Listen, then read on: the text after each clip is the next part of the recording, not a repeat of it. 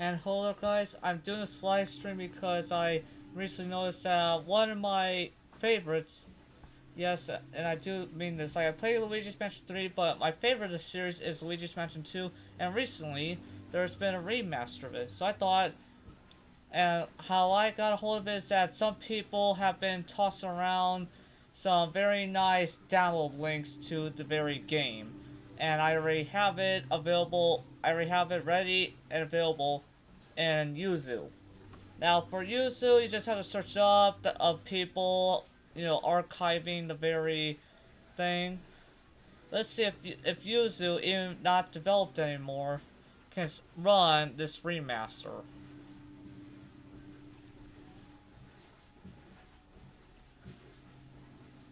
I'm just going to share the word.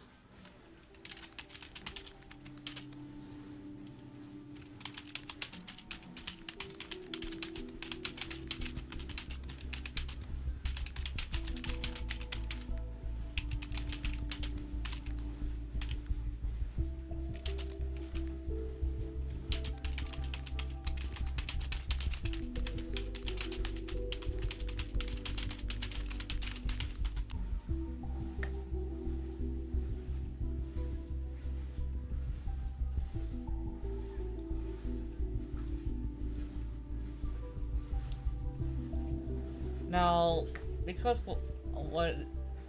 Hold on, guys. Before I run it though, I'd like to make sure that. Let's see here. I wanted to try to get the.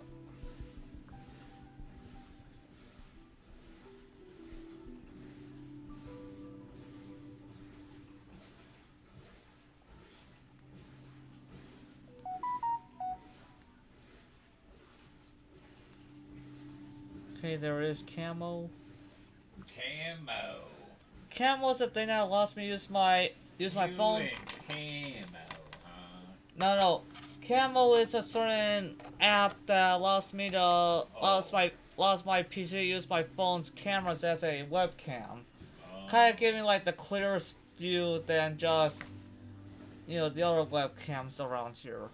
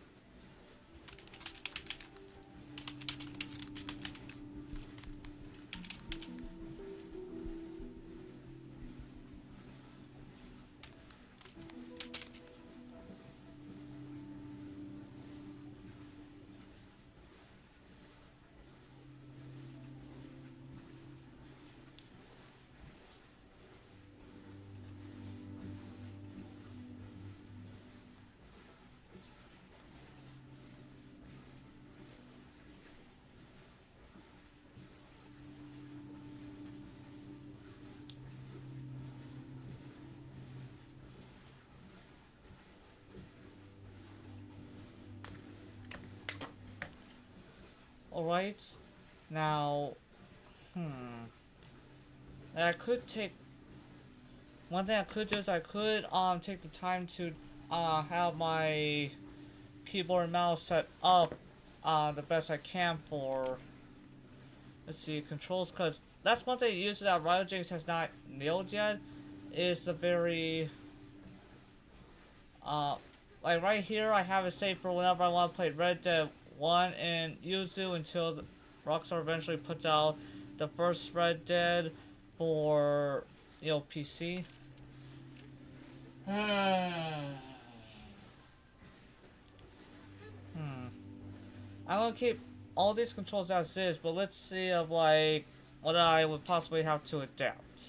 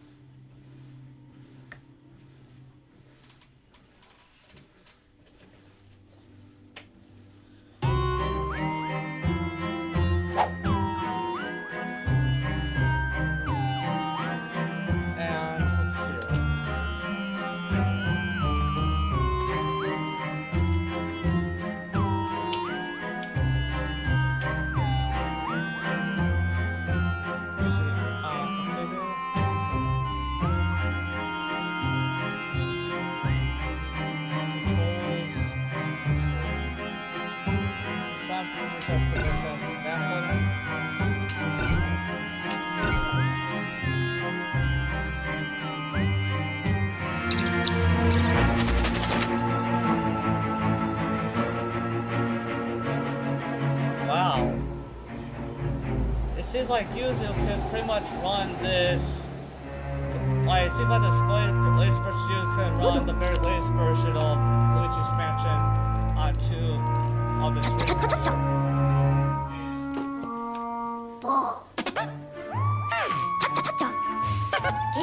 This is a good question now. Should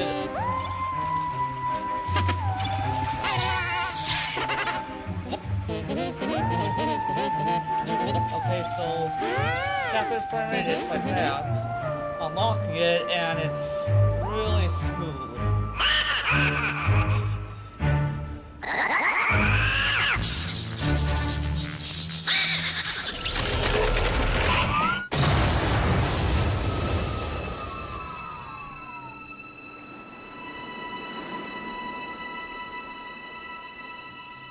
Oh shoot, I don't think I changed everything on this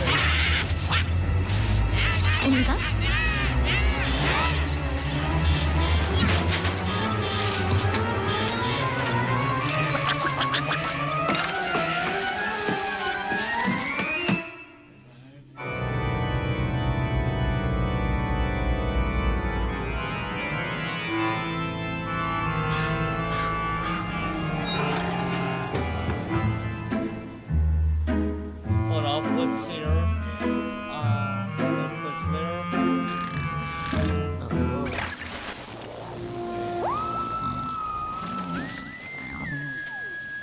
Wow. Huh? You know what? He got Luigi gets spooked all over again. Dr. Oldham. Oh. What? Oh. And Ada, the solo went to the live stream. No.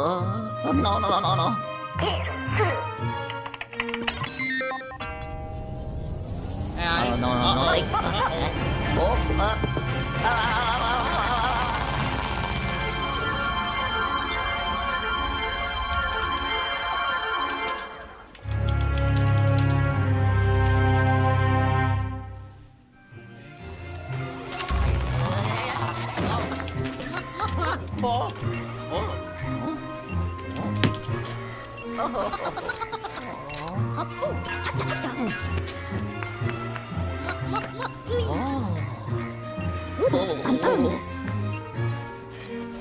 So the person is Yuzu isn't really being worked on anymore. Saying like that, the game works. You see the bits on Tucson relax.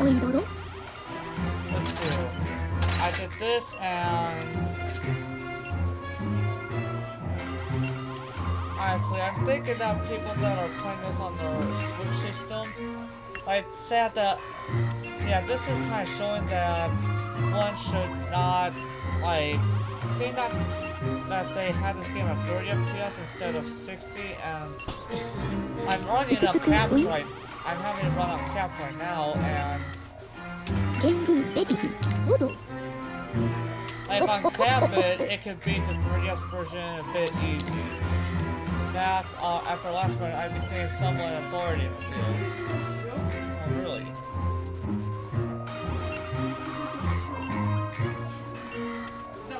Let's see.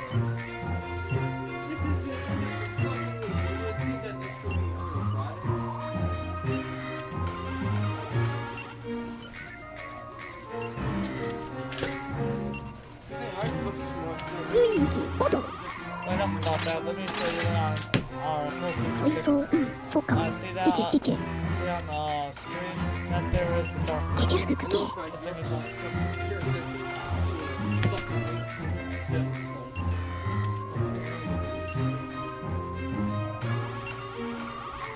It's a mysterious celestial body that had a pacifying effect on all the ghosts and ever shaped. On her body, I jumped at the rare chance to set a ghost in a peaceful. It was incredible, I was doing some of the best research of my long and storied career. That is until something snapped inside the ghost and they suddenly got all hostile. It got so bad I had to escape from the moving manor and hide here, where the ghosts can't find me. Of course, I'm not one to sit around and twiddle my thumbs. I wanted to know why the ghosts freaked out. So I settled in and did some research to figure out what happened. That's when I discovered something truly astonishing. The dark moon had vanished from the sky.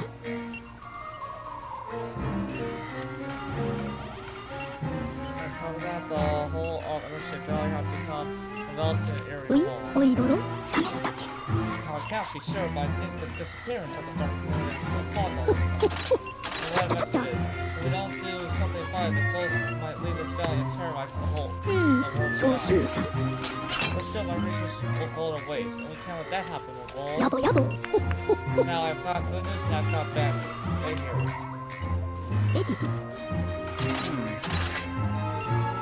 The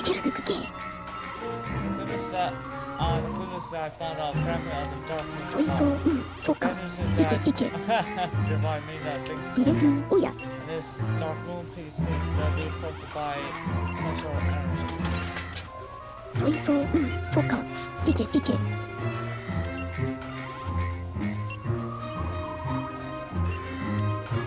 see, graphics, spacing.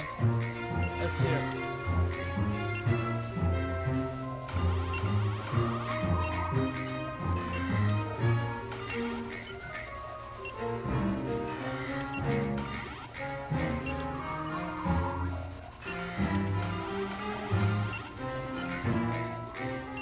I'm gonna have it.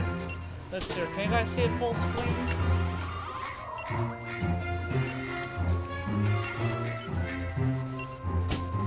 I look at it and I think it's still good. But lucky for us, we got adventures for all kinds of people. Stand back, Sonny. Oh.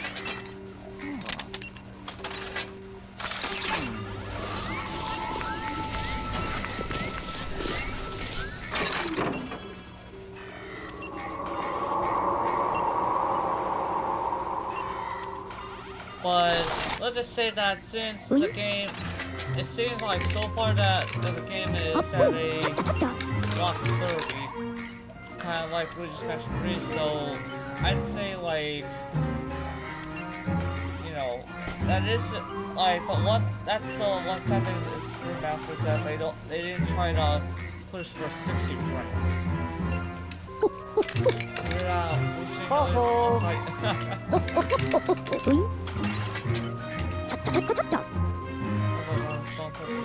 Yabo yabo. Let's take a look at a map of Emerson Valley.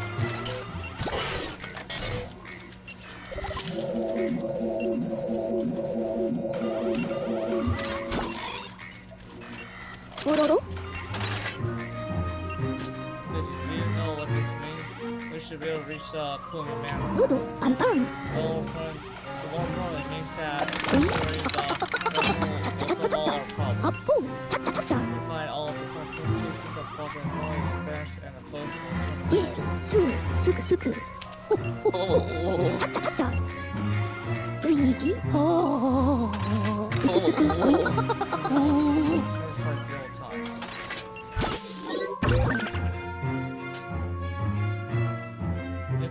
If we're to restore Dark Moon, we'll need to get it properly equipped.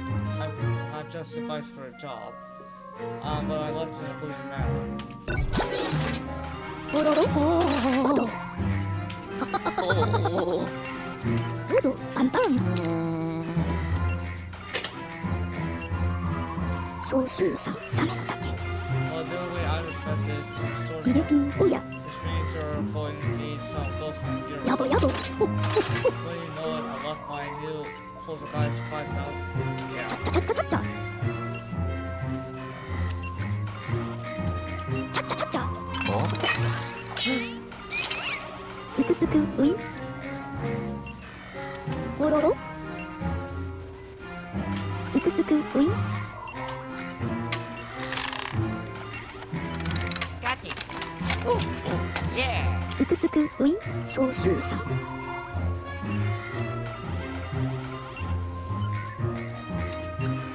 Okie dokie. Ready. Oi. One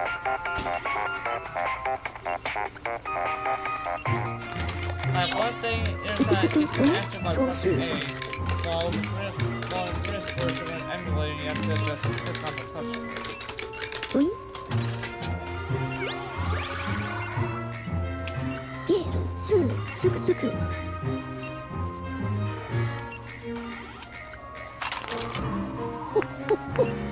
Ready? Well, 76 doesn't matter what I do. Come on, let's get this time. Put on your mustache.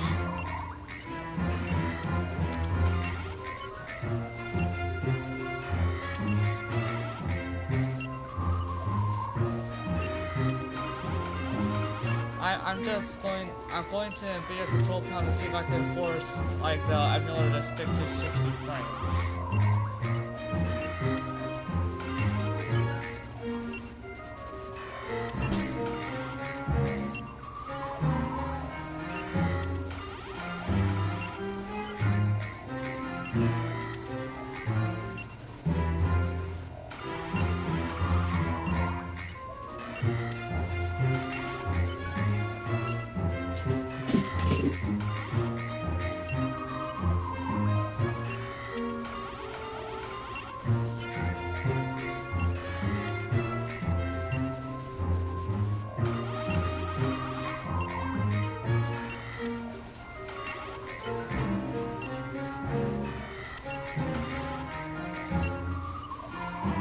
Vertical sync, just gonna put it to just on.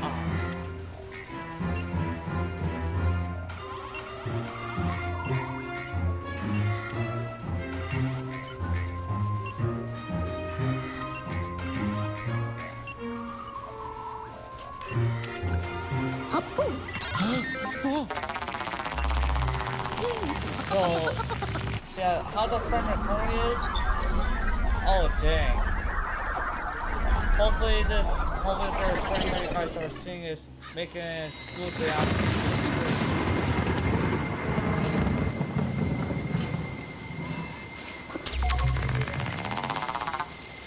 My dear. Here I go. Oh, ow, oh.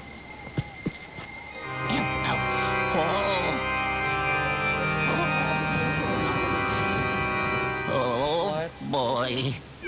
Go ahead. 我的呀， After popcorn, or natty, it's whatever of a burger I've yet to eat and mashed potatoes. that's mashed potatoes. Yeah. Okay, that's mashed potatoes. You wanna really try to find a way to go over to the cook and ask them? What is that?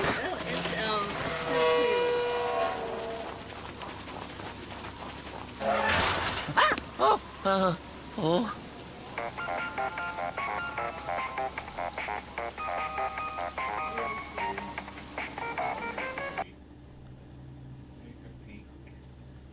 Okay, so this is what's currently, like, I have the emulator pause on purpose. So now, we've seen what's possible there. Let's see, let me see if I can, oh dang.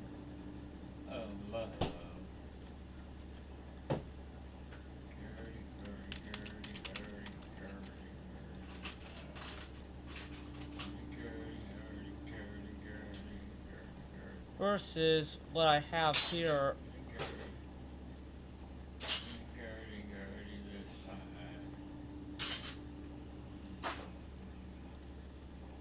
So I paused that emulation to load up this original version.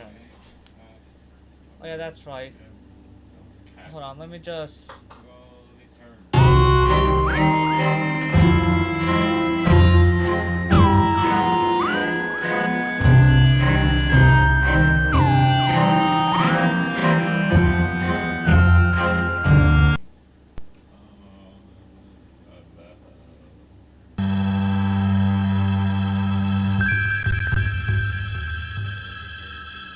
As you can see, there's a little bit. I just loaded up a save at this point. Huh?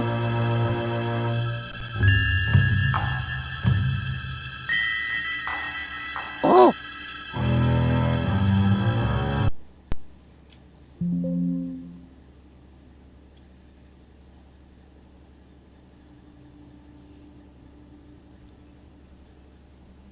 But yeah, at some point, of course, I like to do comparison videos. Or at least I'm comparing on screen. Oh. Yellow.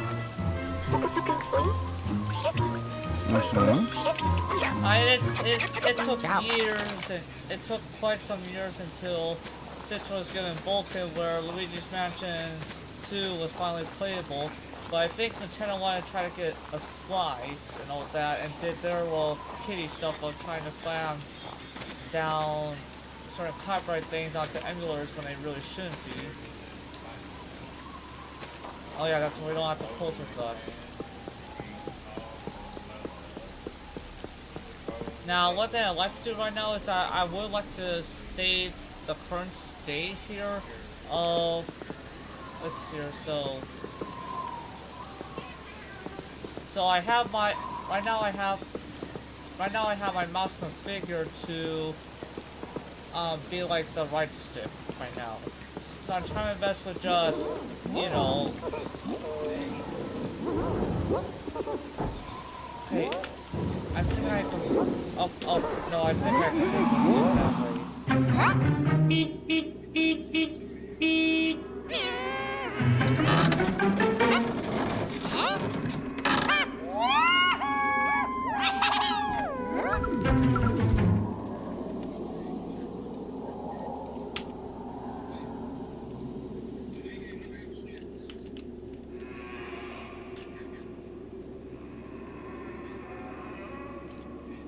Dang, they still kept in those sort of after effects that helped to sell that part of it.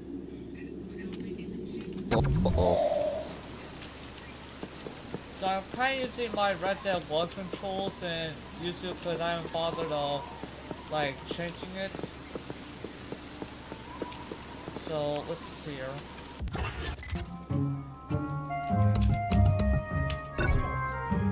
Okay, so HD Rumble's on. Yeah, the 3DS version was no rumble.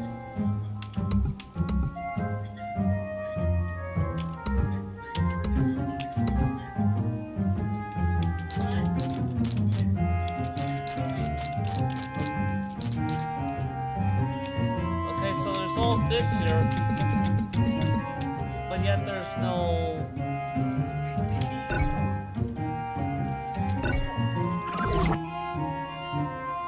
Yeah, like the only way someone could have a true 60 FPS gameplay this game is that they were to use emulation on this.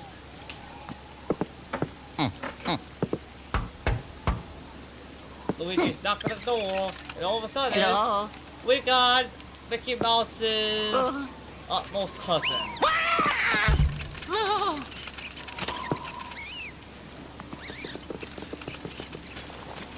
I know that my sister would definitely like to enjoy this remaster.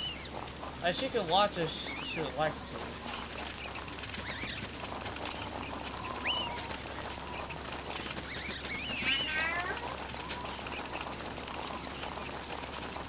Come over here, you little mouse. Come over here. I'm gonna send you back to Disney Studios. Hey.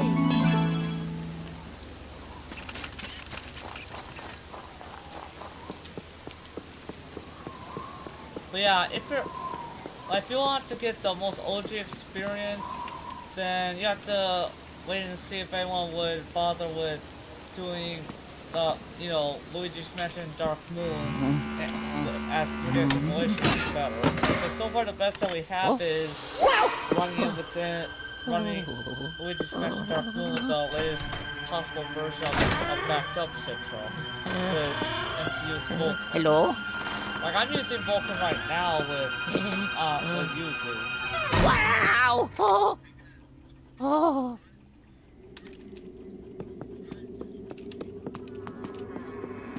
So how you guys are seeing it as smooth as it is right now is because of, you know, because how smooth it is going in emulator. Right now on my TV it doesn't support the high, like I see smoothness, but it isn't the exact, like it isn't to the hertz of my display.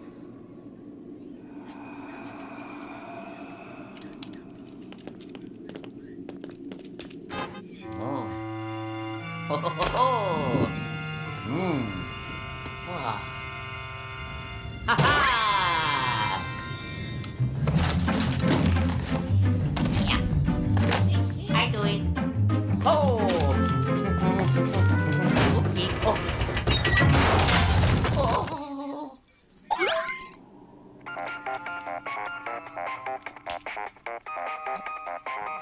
Oh. Yellow. I found it. Good work, Luigi. That there's a new and cool poltergeist right down. It's simple to use. Just hold down ZR to vacuum. There we go. Had to go. So why don't you test out on some of the jumping out? Good Ciao. work.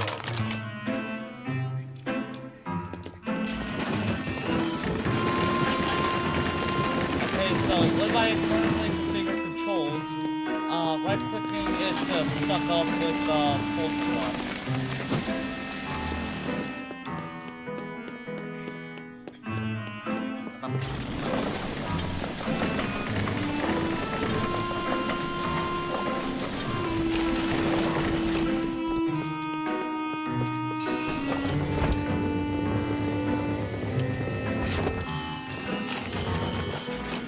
Oh, right click is well, left click is sucked in.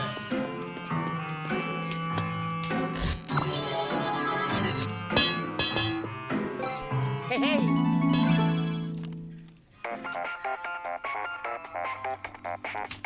Oh. Yellow. How are you liking the Poltergeist 5000 so far, Luigi? Not too shabby, eh? Now hold on, guys. I don't mean to. Let's see here. I'm gonna focus you guys just to use it itself because I was gonna pull up.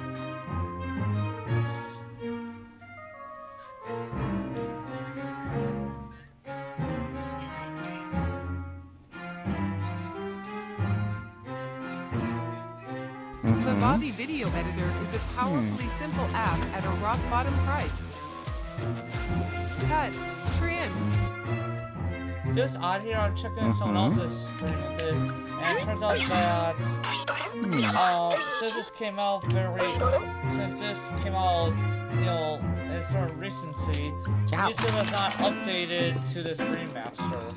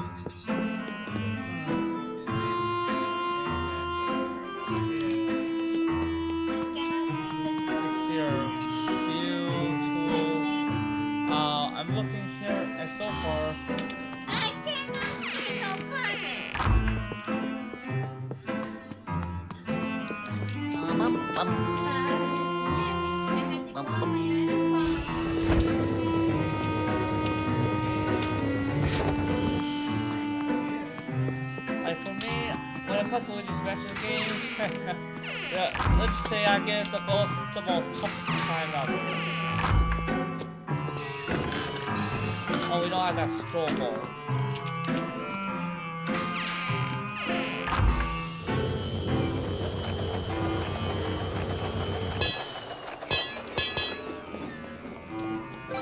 Hey hey.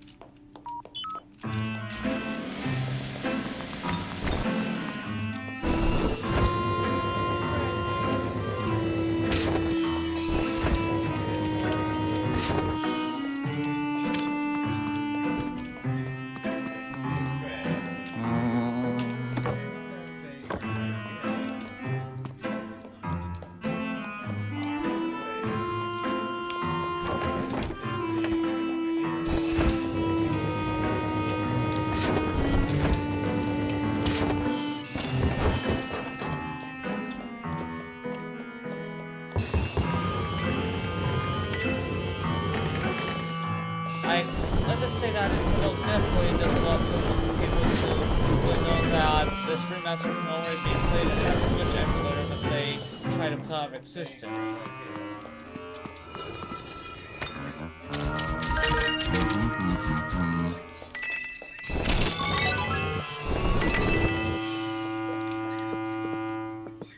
I don't have that certain bulb, so I can't exactly.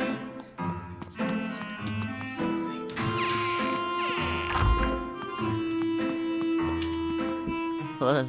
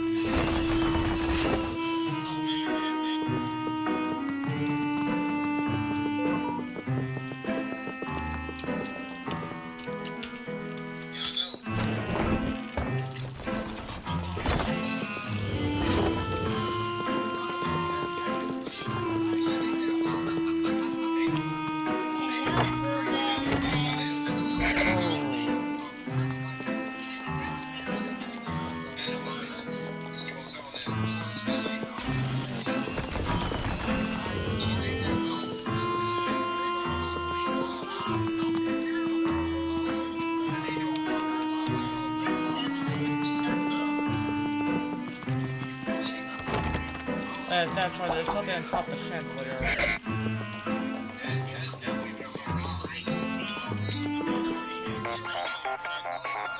What is it, Alvin Gale?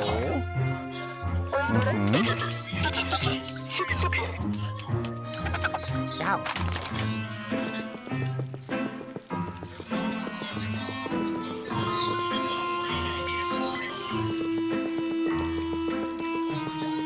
Yeah, it's really odd of how the world it's on the chandelier here.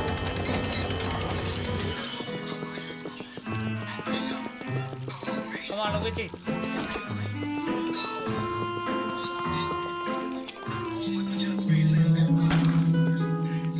Yeah. Ho ho. Yeah. Oh. Ha ha. Oh. So guys, once Oh, we yeah. once there's a save point, I'll then be reloading the emulator back up to see if I can I can only go up to 60 FPS. You know, in terms of like how smooth Hello. the game's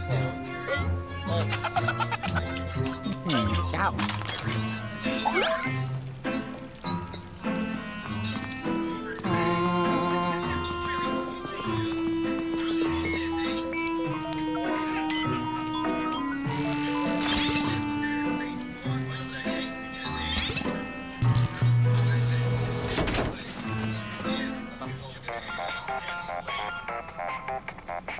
Oh, hello. Ciao.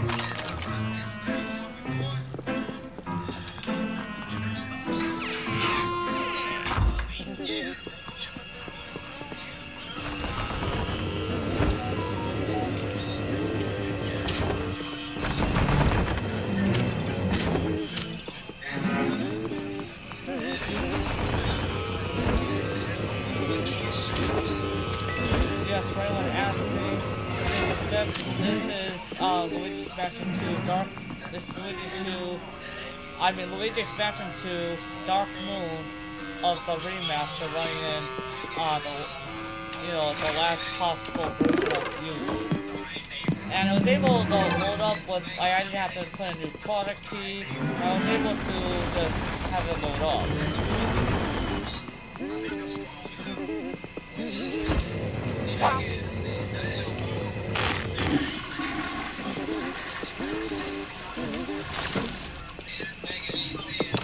Making sure it flushes things before it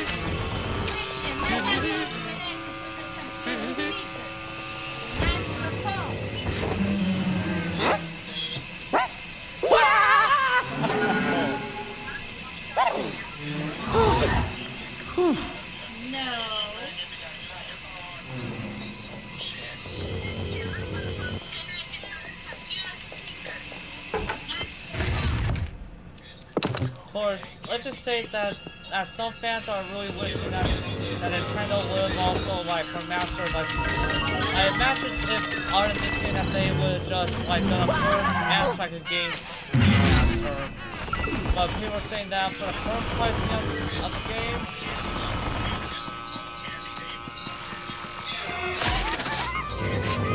yeah, I still got the oh shit. I'm a little bit used to a controller, guys, so let me just try to...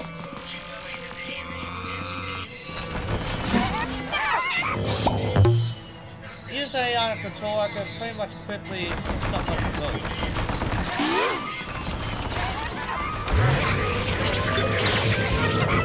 There we go. In just an improve of how it would be like with keyboard.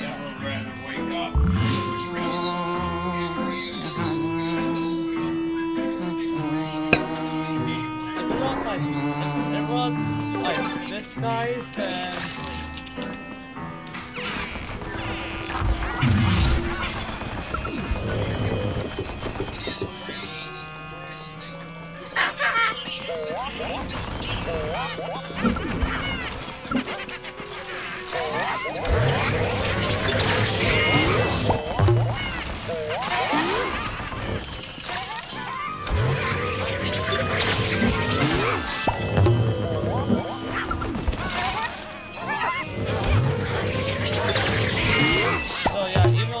switch my controls, I can still play games using just the keyboard controls I've assigned.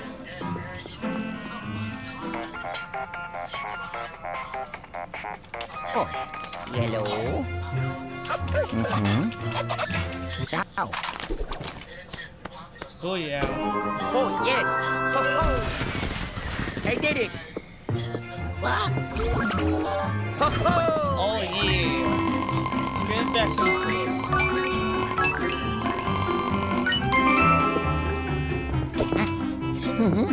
So yeah, editing next Wake Up episode would happen next Wake would I'll pick up editing, I'm just enjoying this for the time being, so editing of the second episode will come.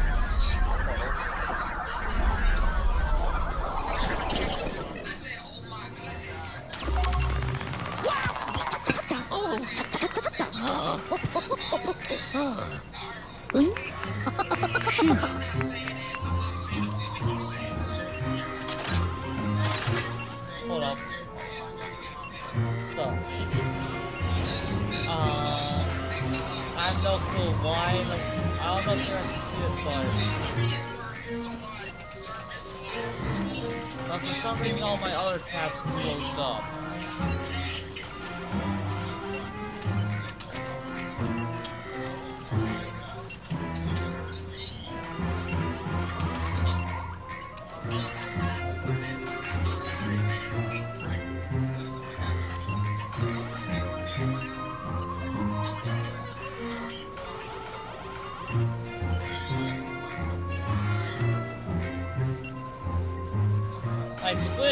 Twitch is already up to speed while YouTube's kind of lagging behind on, like, you know.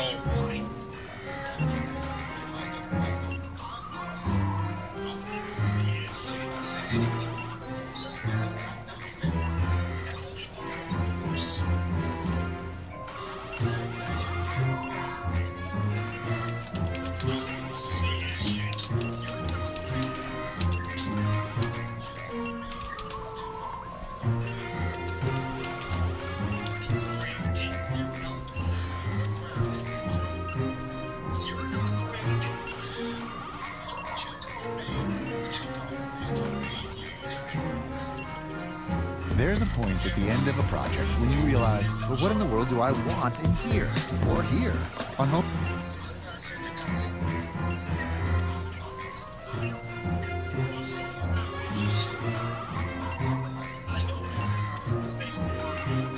Yeah, someone on Reddit shared a link to download this very game. You know, basically.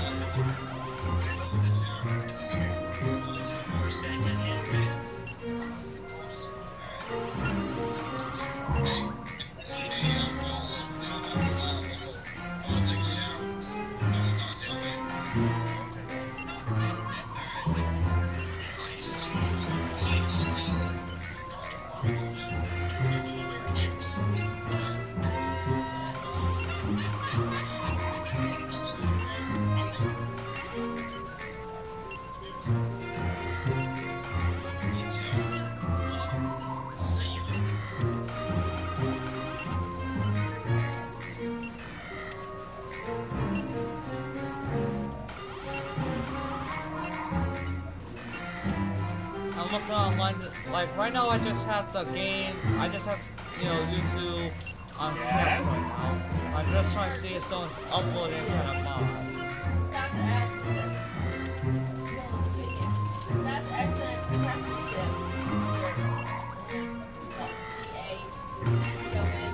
But when I asked you, and it's too simple. That's not quite what I meant.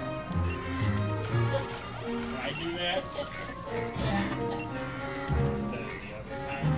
Yeah. I don't like doing that either.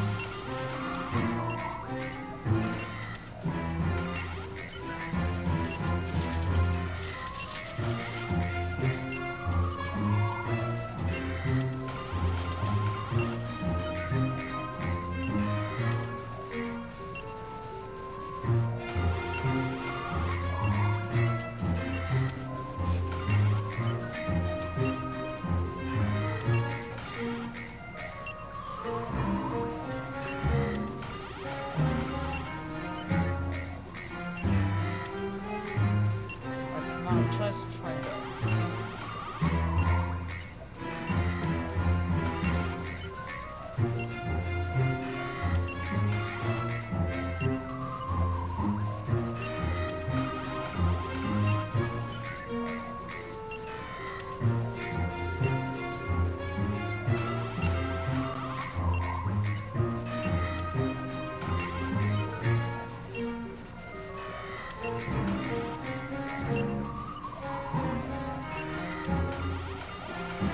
Okay, so let me just go to the very... Wait, hold on, it's open music mode, there we go.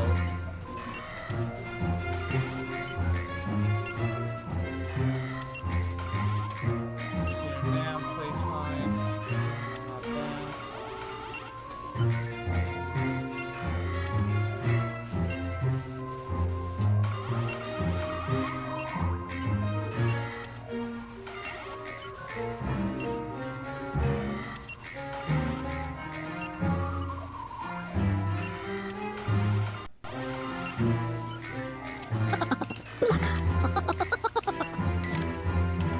レジディシケシケスクシクゲールスースクスク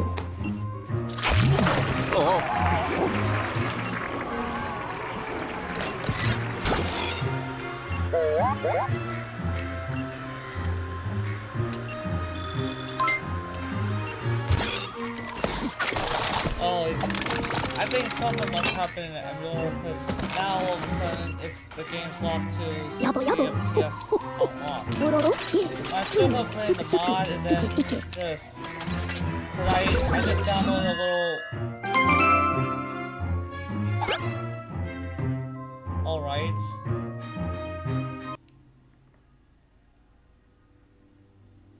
Let's see, right here, open mod data location.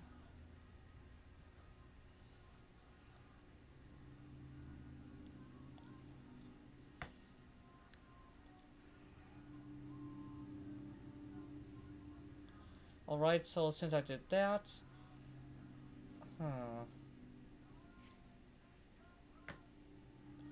okay, so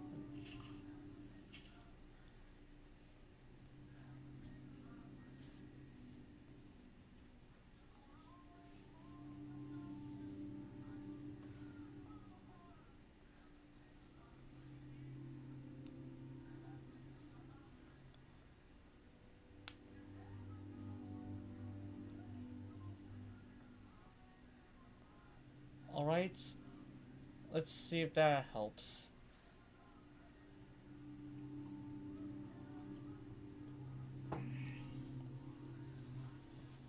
So yeah, now this, instead of just pressing Control U to unlock it,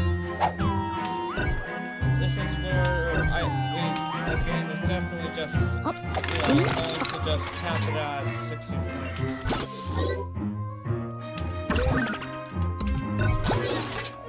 ドロロ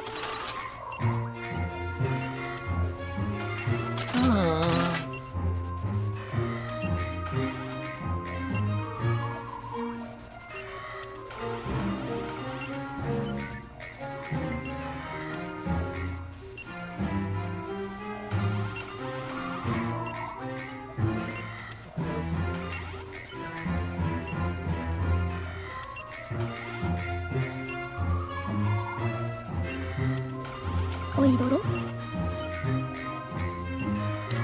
ケケルククケソイトソカシケシケルイキウイネギグラウイオンガウイ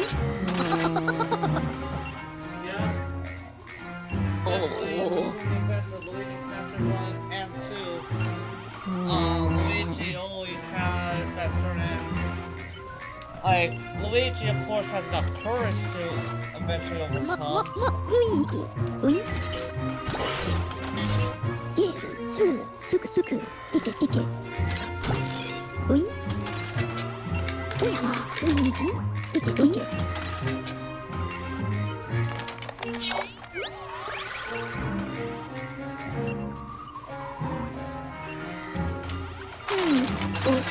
発砲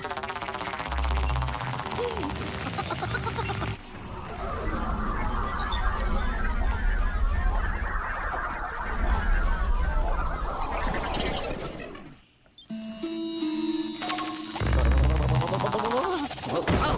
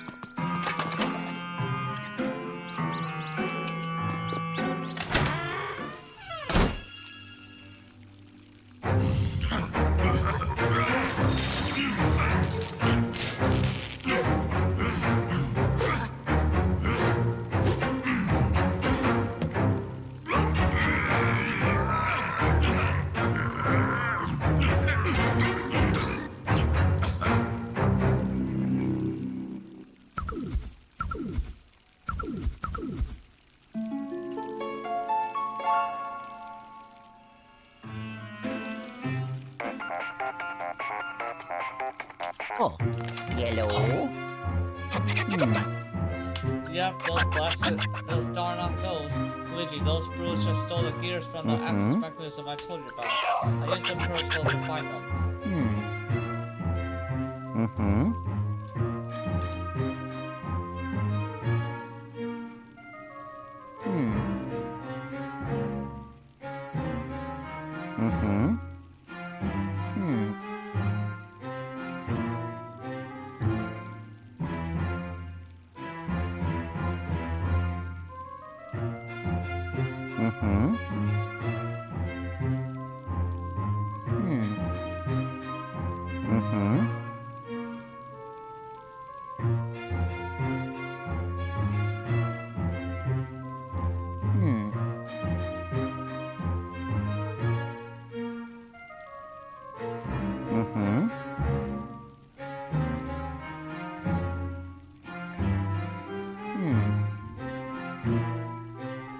Let's see, I'm checking up on Discord a little bit.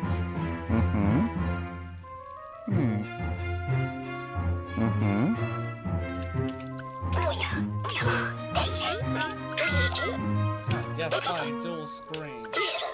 When it's supposed to, you're just a little bit sitting around with the, with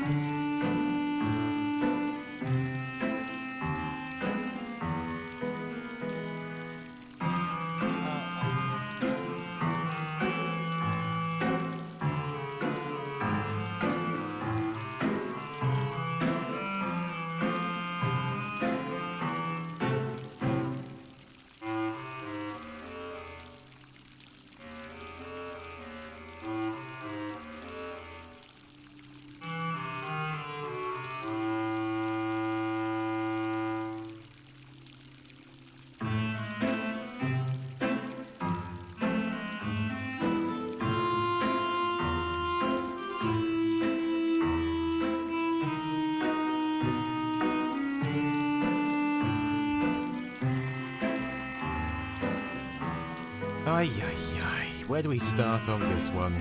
The beginning, always the beginning. In this instance, that beginning is 1940. Honestly, why do I do this to myself? I could just say it's 1080p because of this. But no, I have to create an entire bloody history lesson. But before I get started, there are a couple of ways you can support the channel. To it. In 1940, the National Television Committee was established by the United States Federal Communication Commission, and it had one purpose: to resolve the conflicts between private companies who were attempting to deliver television across the nation.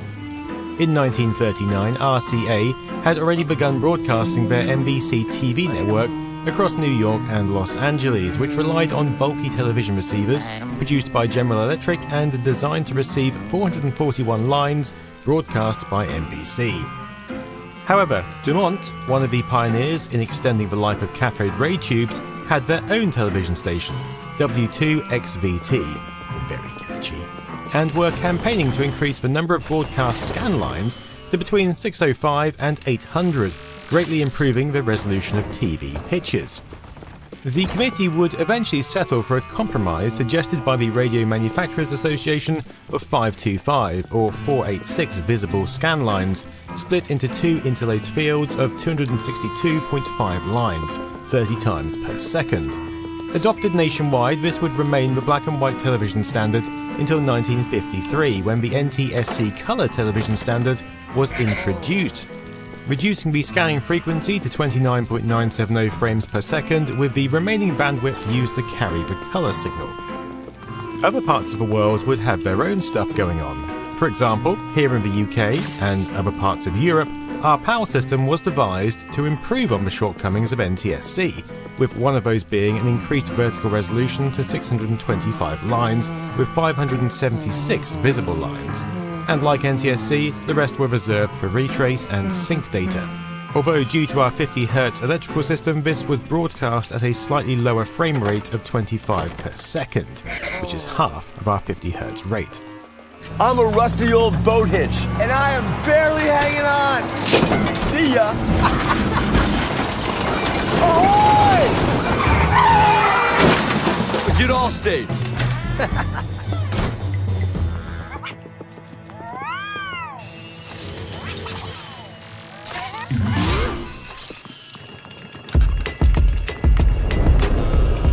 Bring similar tabs together. Organize tabs with ease using AI in Chrome.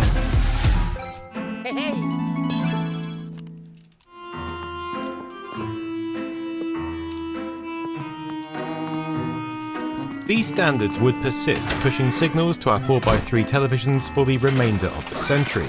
However, in the 70s, a new form of technology arose, and it had the arduous task of interfacing with television sets that were not really designed for its arrival. Ah yes, the home computer. Humble, yet powerful. Limited, yet mind-blowing in its potential. Machines like the VIC-20, Sinclair ZX80, and even game consoles like the Atari VCS had to effectively act as mini TV broadcasting stations so they could display pictures on your television set. But they had to rely on a few tricks to make this possible, and importantly, usable. Although standards like NTSC and PAL had a set number of scan lines, they really didn't have any fixed horizontal resolution. It was mainly limited by the signal bandwidth and the ability of the TV receiver. For practical purposes, there were technical targets which equated to about 338 TVL for NTSC and 403 TVL for PAL, TVL standing for television lines, defined as the number of vertical lines that can be discerned, usually.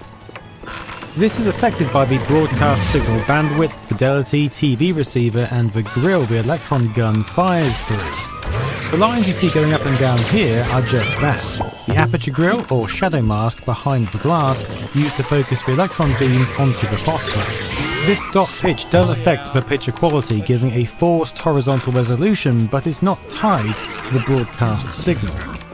Interestingly, the human eye is more sensitive to vertical resolution than horizontal, so although this is lower than you might expect, it was helped in part by the natural anti-aliasing effect of CRT screens. Although analog signals, or CRT displays for that matter, don't have a fixed horizontal resolution, a computer, being digital, can. However, a computer, especially at the time, had a limited amount of RAM, and therefore the number of pixels and thus the resolution it could display were limited. Many computers of the time would therefore display in something like 160 by 200 or 320 by 200. Far lower than could be discerned on your TV set, whilst also forgoing interlaced scanning to save memory and processing time, which also meant they could only access half the screen's vertical resolution, each pixel effectively taking up two horizontal lines. In the sense of a computer then, a pixel is a logical rather than physical unit, the smallest addressable block on screen as defined by the machine's ROM and screen mode. You could in theory have a 1x1 resolution screen that still takes up the entire screen, it's just one single colour addressable block. As more powerful computers came along with more memory and faster processors, their abilities to display higher resolutions increased. And although machines like the Amiga could display pretty high resolutions through a TV set, the number of horizontal lines of vertical resolution was a hard limit, which when interlaced would be particularly flickery, and the horizontal fidelity was key to bandwidth, the dot pitch of a shadow mask, and phosphor density, which could vary from set to set. Therefore, dedicated computer monitors would become more widely adopted, something that professional machines such as the IBM PC compatible had already been using since their inception. Unlike television signals, monitor signals are progressive, meaning each line is drawn in order with no interlacing, giving a more stable image. Also, unlike televisions, monitors could have their own refresh rates and the ability to scan the image onto the screen at different rates, allowing for different resolutions. Compared to our modern LCD monitors, CRT monitors didn't have a set number of physical pixels, but they still had a maximum number of pixels they could draw on screen. Early PC graphics standards would more or less mimic the resolutions of TV-based systems, but by 1987 something more usable was required, and so IBM introduced the VGA monitor and VGA graphics card with their PS2 line of computers, offering a resolution of 640 by 480. Within 3 years, this was the standard display type among PC users, which was quickly improved upon by third-party manufacturers into a de facto standard that became known as Super VGA. But, just like the TV broadcasters before, lack of compatibility between these graphics cards and screens meant something needed to be done to ensure they could be universally programmed for. This time it was the Video Electronics Standards Association that would create a common software interface for all cards, which conformed to their VBE specification. This and subsequent specifications would standardize the following resolutions: 800 by 600, 1024 by 768, also known as XGA, and finally 1280 by 1024, also known as Super XGA. A natural step up in resolution that all conformed to the 4:3 viewing ratio of monitors at the time. Well, apart from 1280 by 1024, that was for the 5x4 crew who emerged a bit later. However, whilst computers were doing their own thing, the TV boffins were not at rest, and anyone who has watched my video on aspect ratios will know where this part of the tale begins.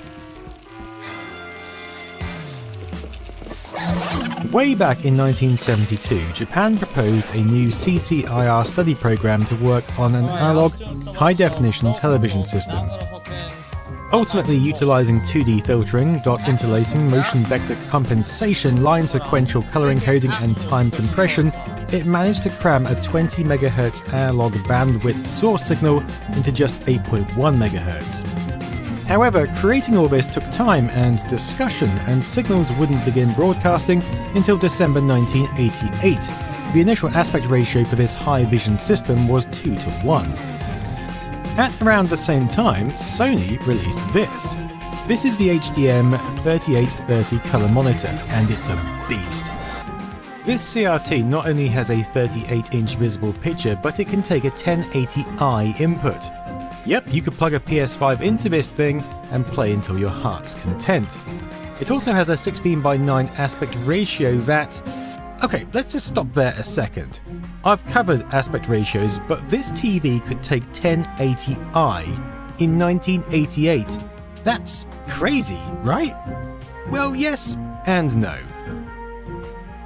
In 1974, work on the CCIR study program for high-definition television had led to a number of groups and other international initiatives, one of which was that in March 1977, the Society of Motion Picture and Television Engineers in America had begun development of a digital television interface standard. By 1979, a standard had been drafted that allowed the NTSC television signal to be sampled as a single composite color signal. Over in Europe, the European Broadcasting Union issued a document at around the same time recommending a component television production standard, and it was quickly realised that the community would be best served by a single set of standards that could be applied to NTSC, PAL and CCAM. By January 1980, a SMPTE task force was set up to ensure compatibility across all systems. Of course, to do that, we need to take our analog signals and convert them. Now, remember our television lines number? Well, this needed to be sampled to make it digital.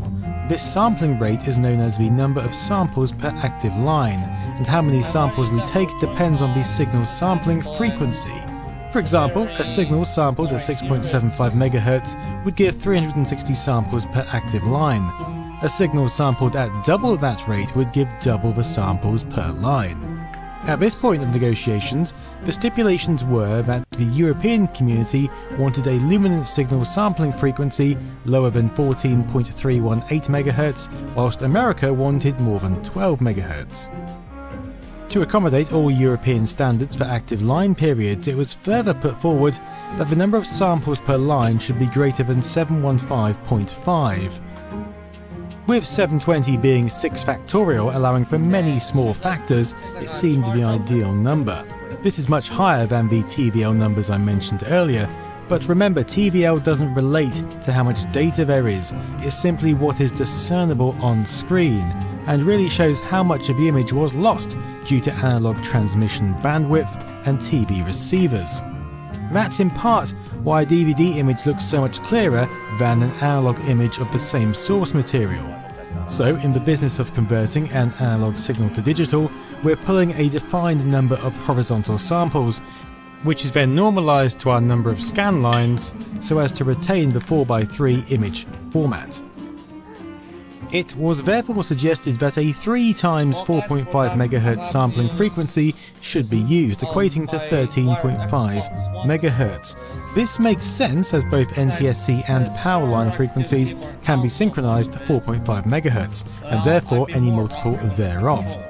It was this frequency which delivered 720 samples per active line, accommodating the needs of both European and American systems, and allowing our TV lines to be defined in acceptable digital clarity.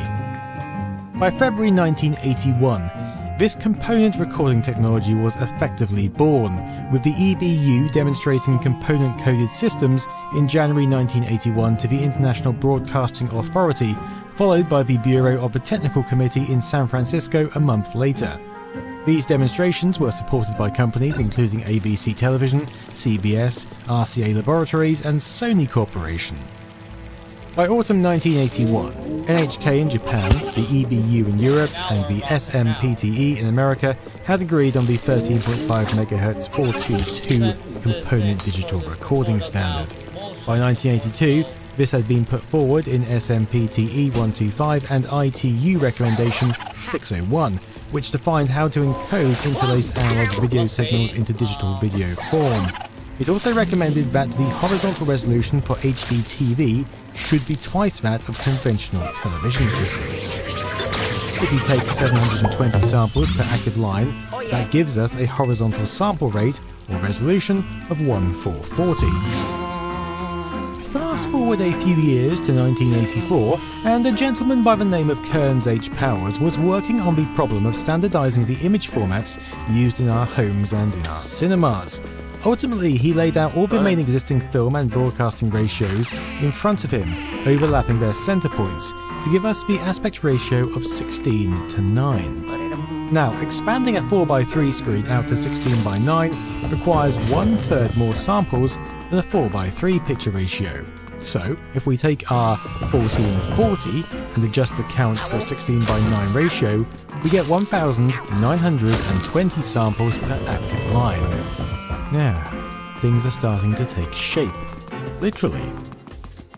In 1987, the ITU was still not entirely convinced and were faffing about with screen ratios, having defined the following parameters for their first HD TV recommendation.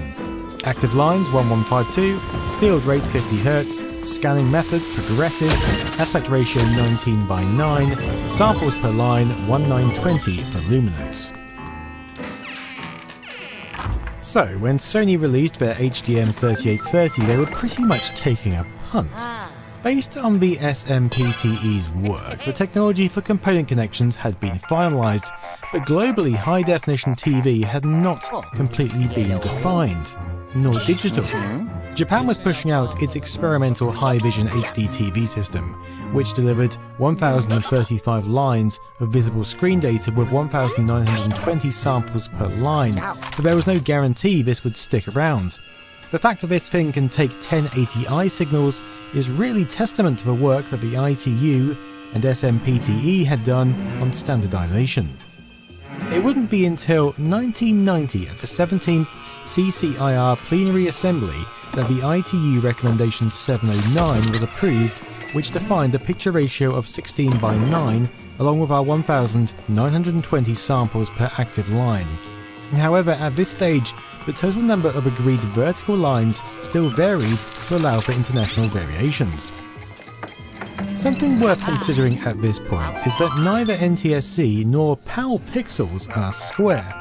If you digitize our analog signal and take the sampled horizontal width, place that against our line height, you don't get a square. NTSC pixels are narrower than they are high, allowing for the 720x486 aspect ratio, whilst PAL pixels are wider than they are high, allowing for the 720x576 aspect ratio. It's what allows both formats to be different ratios of themselves but yet fit in the same aspect screen ratio.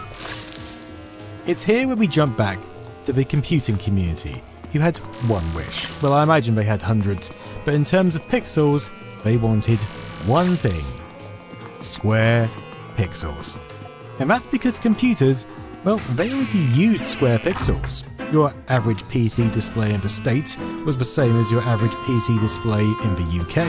No fuss, just perfection, which allowed our fabulous resolutions to exist in harmony and abundance.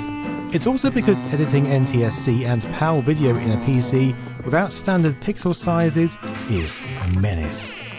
So, if you take our 1920 samples per line and convert them into the world of PCs, you effectively get 1920 pixels. If you work out how many square pixels you then need to fill the vertical space of a 16:9 screen, you get 1080. Bingo!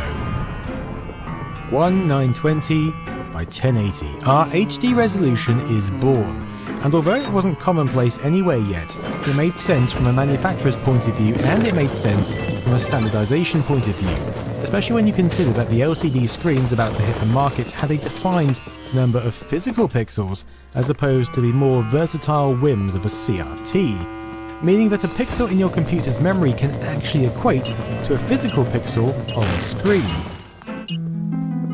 It wouldn't be until the year 2000 that Recommendation ITU BT709 was approved that set our HD resolution and our screen ratio, allowing manufacturers to produce equipment at a lower cost and for broadcasters to work towards common HD TV program production standards. Our 720p screens also followed the same rule.